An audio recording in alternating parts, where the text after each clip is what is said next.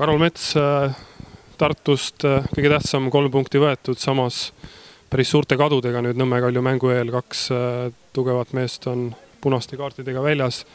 Olime seda mängu kindlalt kontrollimas, 4-0 oli mees, kuidagi lasime selle lõppu ikkagi nii emotsionaalselt kui ka mänguliselt käest ära. Ja, et oleks pidanud säilitama külma pead ja nii-öelda selle mängu ära tapma, et võib-olla saime mõned laksud seal keskväljal natuke jalga ja kaitses ka tulid nad agressiivsemalt sisse meil, et võib-olla natuke ärritusime liialt selle peale ja sealt ka kaotasime nii-öelda pea natuke.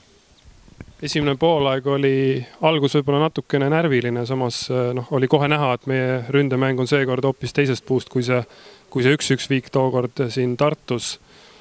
Siis oli see vastaste nibin-nabin postilöök ja seejärel kontrollisime täielikult mängu juba meie. Ja, et esimesel poolajal ühe vea tegime kaitses ja meie õnneks siis nad ei löönud ära sealt teravnurga alt seda olukorda, et eelmine kord samasuguse nad lõid meile sisse sealt.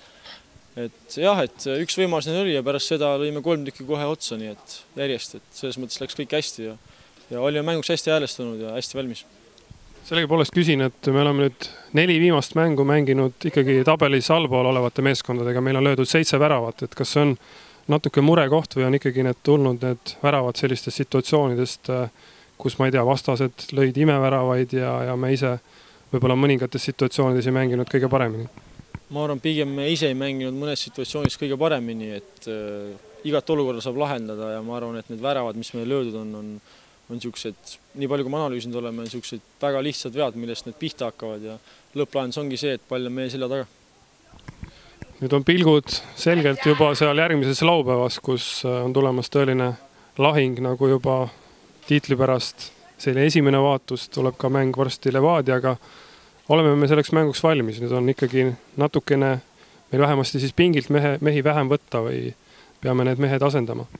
Ma arvan küll, et me oleme valmis, et meil on 18 mängijat siin, pluss veel kodus on mängijaid Tallinnas, et ma arvan, me oleme ühtne meeskond ja meil on varust ja pingilt võtta ka väga häid mängijaid, kellega see mäng ära teha nii-öelda.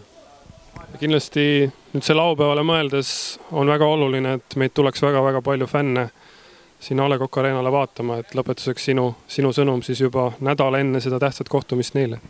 Ma arvan, et fännidel on väga põnev praegu juba, et hooaeg on kindlasti väga põnev, et võitja peab endast kõik väljakule panema ja selleks on vaja kindlasti ka fännide abi, nii et meie tahame Eesti meistriks tulla, nii et vajame ka kindlasti fännide toetust selleks. Aitäh sulle!